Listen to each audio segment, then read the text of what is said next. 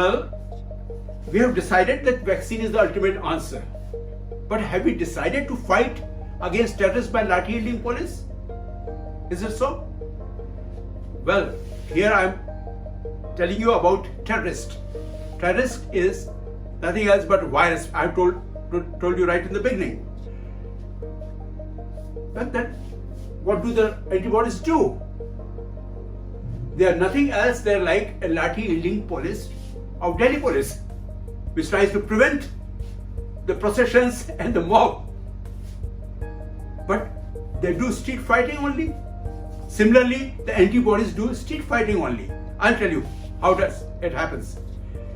This is coronavirus, spikes through which it enters the cell, correct?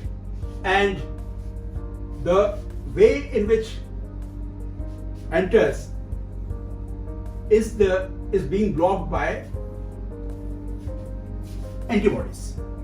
So this is blocking only, not arresting them, not killing them, only blocking them. It's just like that. This is terrorist and doing street fighting. This is from the Guardian, okay. And terrorists are inside the house, number of them, holding hostages, and we are having police outside. What are they doing after all? They can't prevent them. Same thing, but what we require is that these cells, which are moving from house to house, that is cell to cell, and multiplying and killing the organs and the human beings, they should be stopped and killed, not by these police but by commandos which should enter the house and kill. These are the commandos which we want. Do we have commandos in the immune system? Yes, we do have. That's what I'm trying to say.